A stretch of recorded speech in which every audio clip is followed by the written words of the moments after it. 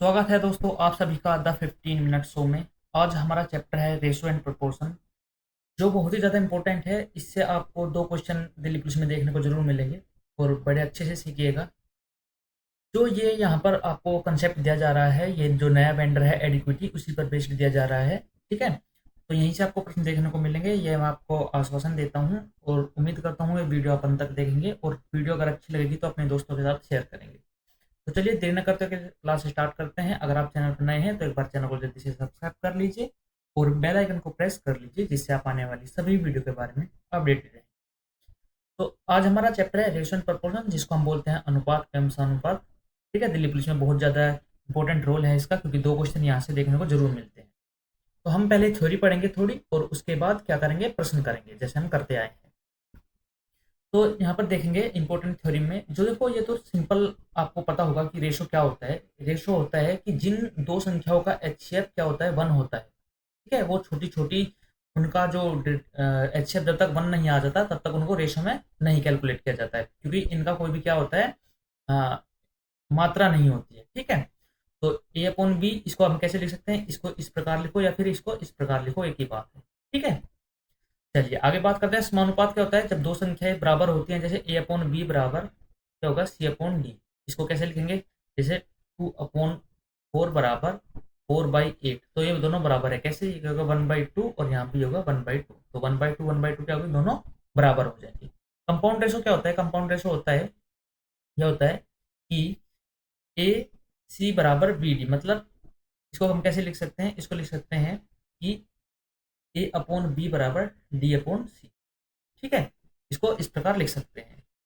चलिए आगे हम बात करते हैं इनवर्स रेशो क्या होता है। इनवर्स रेशो आपको पता होगा कि आपको दो का इनवर्स रेशो बताओ तो क्या होगा, 1/2 हो जाएगा, ये तो आपको पता होगा, नॉर्मल बात है। ए अपॉन बी बराबर सी अपॉन डी क्या होता है, देखो कंपोनेंडो डिविडेंडो, ये होता है कंपोनेंडो एवं डिविडेंडो। ठीक है, ए अपॉन बी बराबर सी अपॉन डी इक्वल टू, इसको कंपोनेंडो डिविडेंडो लगा देंगे तो क्या होगा, ए प्लस बी अपॉन ए माइनस बी बराबर सी प्लस डी अपॉन सी माइनस डी। ठीक है, तो ये सब होते हैं, ये तो आपको जो थ्योरेटिकल बात है, नॉर्मल बातें हैं, ये तो आपको पता होंगी। अब हम आगे बात करते हैं यहाँ पर, जो आपके लिए इम्पोर्टेंट है। इसमें एक प्रश्न पूछा जाता है बहुत ही ज़्यादा, जो होता है, क्या होता है, आय पर आधारित। कैसे कि प्रश्न दे दिया जाएगा कि पहले आय का अनुपात 4:3 है, फिर उनकी बचत का अनुपात क्या होगा, 2:1 हो जाएगा, और उन्होंने, तो ये खर्च का अनुपात दे दिया और उन्होंने कुछ बचत करी, यहाँ पर मान लिया 1600 और यहाँ पर 1500। ठीक है, ए और बी ने। तो यहाँ पर इस प्रश्न को यहाँ पर पूछा जाता है, यहाँ पर हम जो यूज करते हैं उसको करते हैं लड़ाई कंसेप्ट। ठीक है, इसको हम कहते हैं लड़ाई कंसेप्ट।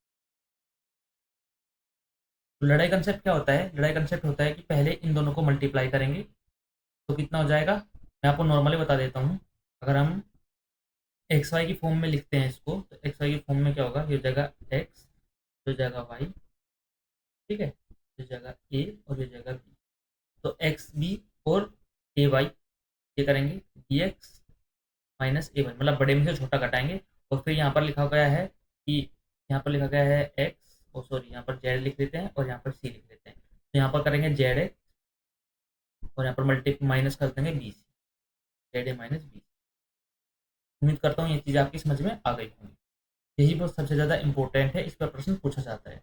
तो चलिए अब अपने प्रश्न करते हैं, जिससे आप अच्छे से समझ जाएंगे। तो पहला प्रश्न आप सभी के सामने है। क्या प्रश्न दिया गया है कि दो कक्षा में लड़के और लड़कियां का अनुपात 3:2 कितना है, दो, मतलब बॉयज और गर्ल्स का रेशो कितना है, 3:2 है। ठीक है, और कुल कितने 60 छात्र हैं, तो मतलब दो, तीन और दो कितने हो गए, टोटल हो गए 5। तो 5 की वैल्यू कितनी दी गई है आपको, 60। तो एक की वैल्यू कितनी हो जाएगी, 12।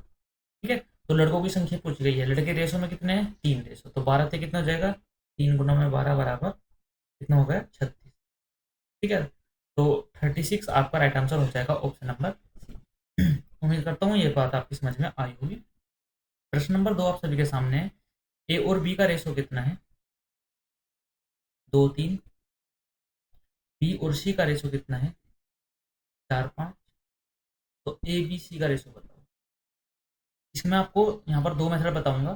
ठीक है, पहला मेथड क्या है, देखो, यहाँ पर पहला मेथड है कि दोनों में बी कॉमन है तो बी को बराबर कर लीजिए। यहाँ पर 3 है, यहाँ पर 4 है, तो 3 और 4 का जो एलसीएम आएगा वो कितना आएगा, 12 आएगा। तो इसका मतलब ये है कि इसमें 4 की मल्टीप्लाई करेंगे, ठीक है। अगर यहाँ पर 4 की मल्टीप्लाई करेंगे तो आपको क्या होगा, यहाँ पर भी 4 की मल्टीप्लाई करने की कंप्लीट में, ठीक है। तो ये हो गया 12। अब इसे 12 बनाने के लिए यहाँ पर 3 की मल्टीप्लाई, तो इधर भी 3 की मल्टीप्लाई। तो ए अनुपात बी अनुपात सी क्या आ गया, ए अनुपात बी अनुपात सी क्या आ गया, आप कहेंगे 4 दूनी 8 अनुपात 12 अनुपात 15, ठीक है, ये आ गया। अब कहेंगे कि भैया देखो यहाँ पर क्या होगा, 12 यहीं पर है और 12 यहाँ पर, इसलिए वो एक बार लिख दिया कॉमन है, ठीक है। ये तो होगा नॉर्मल मेथड। एक दूसरा मेथड होता है फ्लोट मेथड, आप इसको सीखें। बड़े बड़े अगर डी तक आ जाता है तब इसका यूज करते हैं फ्लोट मेथड। कैसे करेंगे, आप लिखिए ए रेशो बी, ठीक है। या फिर मैं आपको अगले पेज पर लिख देता हूँ, ठीक है, यहाँ पर जगह नहीं, पर कर लेते हैं ए रेशो। तो यहाँ पर देखेंगे कि क्या दिया गया है, ए और बी का 2 3 और बी और सी का 4 5। ए और बी का रेशो कितना दिया गया है, 2 और 3, और बी और सी का रेशो कितना दिया गया है, 4 और 5। तो 4 को यहाँ लिखना है और 5 को यहाँ पर लिखना है, ठीक है। तो आपने देखा होगा कि अगर पड़ोसी की जगह खाली बची है तो उसे पड़ोसी यूज करता है। तो यहाँ पर क्या लिखेंगे, तो यहाँ पर देखो 3 के बराबर साइड में क्या है, यहाँ पर 3 लिख देंगे, और यहाँ पर क्या लिखेंगे, 4 की जगह खाली पड़ी है, यहाँ पर 4 लिखेंगे, ठीक है। तो अब आपको क्या करना है, बस सीधा इनके मल्टीप्लाई करना है। तो कितना होगा, 4 दूनी 8 रेशो 4 तिया 12 और रेशो 5 तिया 15। अगर कुछ कट रहा होता तो हम काट देते, अन्यथा इसको ऐसे लिख देंगे। तो उम्मीद करता हूँ ये दोस्तों फ्रूट मेथड आपकी समझ में आ गया होगा। बहुत ही ज़्यादा इंपॉर्टेंट मेथड है। अगर समझ में नहीं आया तो एक बार फिर से वीडियो को पीछे कीजिएगा और देख लीजिएगा, ठीक है। चलिए अगला प्रश्न आप सभी के सामने प्रश्न नंबर 3 है। इसमें कहा गया है कि 720 रुपये को ए और बी में डिवाइड किया गया है और 5 अनुपात 7 में बांटा गया है। तो बताओ कि क्या होगा, बी का भाग क्या होगा। तो बी का भाग क्या होगा, देखो टोटल कितना हो गया, 5 और 7 12। 12 की वैल्यू आपको दी गई है 720, तो एक की वैल्यू कितनी हो जाएगी, आप कहेंगे भैया 60 हो जाएगी। अब भाग किसका निकालना है, बी का, तो 7 रेशो वैल्यू निकालनी है। तो 7 की रेशो निकालने के लिए कितना, 45 400। तो यही आपका राइट आंसर है। चलिए प्रश्न नंबर 4 आप सबके सामने है। आपको ऐसा लग रहा होगा कि ये बहुत ही इजी प्रश्न है, तो मैं आपको बता देना चाहता हूँ रेशियो और प्रोपोर्शन से इजी ही प्रश्न बनता है, ठीक है। जो अच्छा प्रश्न बनेगा वो से भी मैं लेकर आया हूँ, तो वो आगे हम सोल्व करेंगे। देखो ये आ गया ना इंपॉर्टेंट प्रश्न जो मैंने बताया था, ए और बी की आय का अनुपात कितना है, 4 अनुपात 5 है, ठीक है। खर्च का अनुपात कितना है, 3 अनुपात 4 है। और वो कितना बजाते हैं, एक बजाता है 1600 और दूसरा बजाता है 2000, ठीक है। तो अब आपको क्या करना है, जैसे मैंने आपको समझाया था, मल्टीप्लाई करेंगे और फिर इनको कट आउट कर देंगे। तो 4 चौक 16 और 5 तिया 15, पहले 16 और -15 बराबर। अब आप क्या करेंगे, इसमें 2 से 3 की मल्टीप्लाई कितना होगा, 6, और ये 4 की 16 की मल्टीप्लाई तो कितना होगा, 6400 माइनस 6000। तो ये कितना होगा, एक की वैल्यू कितनी आ जाएगी, आप देखिए भैया एक की वैल्यू आ गई 400, ठीक है। एक की वैल्यू कितनी आ गई, 400 आ गई, ओके।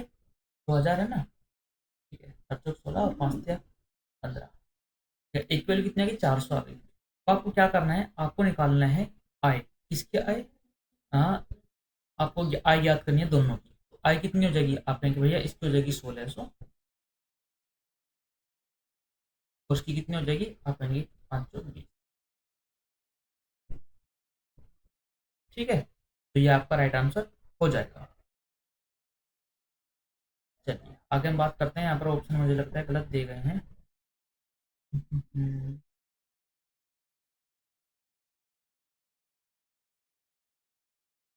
ये ऑप्शन गलत दी गई, ठीक है। यहाँ पर कितनी हो जाएगी, 1600 2000 आपका राइट आंसर आ जाएगा। चलिए अगला प्रश्न आप सभी के सामने प्रश्न नंबर 5। क्वेश्चन गलत कर ही देते, ए और बी की आय का अनुपात कितना है, 5 अनुपात 7 है। ये आय पर आधारित प्रश्न है। 6 साल बाद उनकी आय का अनुपात कितना हो जाएगा, 3 अनुपात 4। कितना कहा गया है, 6 साल बाद का गया, ठीक है। कितना होगा, 5 चौक 20 और 7 तिया 21, तो इनका कितना आ जाएगा, 20 में से 21 गए, जब 21 में से 20 गए, एक वैल्यू कितने आ गया। देखो अगर प्लस प्लस होता है, ठीक है, तो क्या करो, अगर यहाँ भी प्लस है और यहाँ भी प्लस है तो डायरेक्ट और सेम वैल्यू लिखी हुई है तो इनका क्या करो, माइनस कर दो और इसकी मल्टीप्लाई कर दो, मतलब ये करो 6 मल्टीप्लाई बाय -4। इन दोनों का क्या करो, सब्सट्रैक्ट कर दो। तो एक की वैल्यू कितनी आ गई, 6 आ गई। तो अब आपको ज्ञात करना है वर्तमान आयु। तो यहाँ पर कितनी आ गई, यहाँ पर अगर आयु निकालें तो कितना आ गया, 6 पंजे 30, 6 सत्ते 42, 30 और 42 आपका राइट आंसर आ जाएगा। तो यही आपका राइट आंसर है। यहाँ पर अभी ऑप्शन आपको गलत दे दिए गए हैं। तो 30 और 42 आपका क्या है, राइट आंसर है। ठीक है, चलिए कल से मुझे एक बार क्लास लेने से पहले ऑप्शन सारे खुद से चेक करने पड़ा करेंगे, देखना पड़ेगा। चलिए अगला प्रश्न आप सभी के सामने है, प्रश्न नंबर 6 आप सभी के सामने। प्रश्न को सोल्व कीजिए कि 2a बराबर, ठीक है, कितना है, 3b बराबर 4c। अब इसको करने के भी दो तरीके हैं। पहला तरीका क्या है, देखो अगर आपको a निकालना है, a रेशो b रेशो हम सी लिखते हैं। अगर आपको a निकालना है तो a पर हाथ रख लीजिए या फिर इसको भूल जाइए, इन दोनों की मल्टीप्लाई कीजिए, कितना होगा 12। ठीक है, ऐसे ही आपको अगर b निकालना है, ठीक है, b को भूल जाइए फिर इन दोनों की मल्टीप्लाई कीजिए, कितना होगा 8। अगर आपको c निकालना है तो c को भूल जाइए फिर इन दोनों की मल्टीप्लाई कीजिए, 3 2 6। तो आप इसको क्या कर सकते हैं, और भी इसको सिंप्लीफाई कर सकते हैं। कितना हो जाएगा, 4 से, अगर 4 से नहीं कटेगा 2 से काटेंगे, ठीक है, तो 2 से काटेंगे 6 बार, 2 से काटेंगे 4 बार और 2 से काटेंगे, तो 6:4:3 ही आपका राइट आंसर हो जाएगा, जो कि ऑप्शन नंबर इसमें दिया गया है, बी में दिया गया है। इसका सेकंड मेथड क्या है, अगर हम सेकंड मेथड की बात करें तो आप क्या कीजिए, दो, यहाँ पर पेन चेंज कर लेता हूँ, 2 3 और 4, ठीक है, 2 3 4 का क्या ले लीजिए, एल्शियम ले लीजिए, 2 3 और 4 का क्या लीजिए, एल्शियम ले लीजिए। तो एल्शियम कितना आ जाएगा, आप कहेंगे भैया 12 एल्शियम आ जाएगा, ठीक है, 12 एल्शियम आ गया। तो अब इस 12 को 2 से डिवाइड कीजिए, कितना आ जाएगा, देखो 6 आ जाएगा। फिर इस 3 से डिवाइड कीजिए, 4 आ जाएगा, और 4 से डिवाइड करेंगे तो 3 आ जाएगा। तो ऑप्शन नंबर क्या होगा, बी ही आपका राइट आंसर हो जाएगा। कौन सा मेथड आपको अच्छा लगे उसको आप यूज कर सकते हैं। आगे हम बात करते हैं प्रश्न नंबर 7 के बारे में। पिता पुत्र आयु का अनुपात कितना है, 7:3 है। फादर और सन, फादर और सन की आयु का अनुपात कितना है, 7:3 है। 10 वर्ष बाद उनकी आयु का अनुपात 9:5 होगा। अच्छा, कितना बाद, 10 वर्ष बाद। अभी मैंने आपको ऐसा प्रश्न कराया है, तो क्या करेंगे, 7 पंजे 35 और 9 की 27। तो कितना हो जाएगा, 35 में 27 गए तो कितना हो जाएगा, 8। ठीक है, बराबर। अब देखो सेम है, तो 9 10 को लिखेंगे गुना में 4, तो 8 की वैल्यू कितनी होगी, 40। तो देखो 4 पंजे 8 और 2 पंजे 10, मतलब एक की वैल्यू कितनी आ गई, आप यहाँ कहेंगे या एक की वैल्यू आ गई 5। वर्तमान आयु निकालनी है तो कितना होगा, 7 पंजे 35 और 5 दिया 15। तो ऑप्शन का ऑप्शन नंबर जो होगा ये आपका राइट आंसर हो जाएगा। ये पिता और पुत्र की वर्तमान आयु। प्रश्न नंबर 8 सभी के सामने है। वेतन ए और बी सी का वेतन जो है ये कितना है, 2:3:5 है। ये कितना है, 2 3 और 5 रेशो में दिया गया है। और सी की वैल्यू जो है 25,000 है, मतलब किसकी वैल्यू, 5 की वैल्यू दी गई है आपको 25,000। अब आपको निकालना किसका है, अब आपको निकालना है किसका, 5 की वैल्यू 25,000। तो एक की वैल्यू कितनी हो जाएगी, आप एक की वैल्यू 5,000 हो जाएगी। अगर एक की वैल्यू 5,000 है तो किसका रेशो, दो रेशो की वैल्यू निकालनी है, तो कितना हो जाएगा, आप इसको हो जाएगा 10,000। तो 10 की, तो 10 की हमारा कौन से ऑप्शन में दिया गया है, ऑप्शन नंबर बी में दिया गया है, और यही आपका राइट आंसर है। तो उम्मीद करता हूँ अब तक 8 के 8 प्रश्न आपके समझ में आ गए होंगे, और यहीं से आपको प्रश्न देखने को मिलेगा। क्योंकि अगर आप समझदार है तो मैं आपको पहले ही लिखा है एडुकेटी बेस्ड है, तो अभी 2025 में जितने भी पेपर हुए हैं वो यहीं से आपको प्रश्न देखने को मिलेंगे। ठीक है, अगर आप उनके आंसर की चेक करेंगे तो। चलिए, दो संख्या 5:7 के अनुपात में दे दी गई है। ठीक है, ए और बी मान लिया दो संख्याएं हैं, और 5:7 के अनुपात में दी गई है। अब इनका क्या दिया गया है, देखो डिफरेंस दिया गया है, इनका अंतर दिया गया है। अंतर कितना है, इनका अंतर है भैया, आप कहेंगे 2 रेशो। ठीक है, 2 रेशो में अंतर दिया गया है। 2 की वैल्यू आपको दी गई है 24, 24 दी गई है, तो एक की वैल्यू क्या होगी, 12। एक की वैल्यू अगर 12 हो गई तो संख्या क्या होगा, देखो 12 संख्या होगा, 12 पंजे 60 यहाँ पर, और एक होगा 12 सत्ते 84। ये संख्याएं हैं, तो कहाँ है, ऑप्शन नंबर ए आपका राइट आंसर। प्रश्न नंबर 10 आप सभी के सामने। 15 पेन और 15 पेन बराबर कितना है, 20 पेंसिल है, तो अनुपात बताओ एक पेन और एक पेंसिल। तो ये आपके लिए होमवर्क है। देखते हैं सबसे पहले होमवर्क में कौन आंसर देता है, बहुत ही इजी है। और जो आपका होमवर्क में आंसर देगा कल मैं उसका नाम आपको बताऊंगा कि सबसे पहले किसने आंसर दिया। तो उम्मीद कर रहा हूँ दोस्तों ये क्लास आपकी समझ में आ गई होगी, और यहीं से आपको जो प्रश्न देखा जाएगा, तो दिल्ली पुलिस में आपको प्रश्न देखने को मिलेंगे। वो कोई सा भी एग्जाम हो, कांस्टेबल, AWOT को या हेड कांस्टेबल, यहीं से आपको देखने को मिलेगी। तो पढ़ते रहिए हमारे साथ, प्रोविजन के साथ में, और जल्दी से चैनल को सब्सक्राइब कर लीजिए और बेल आइकन को प्रेस कर लीजिए।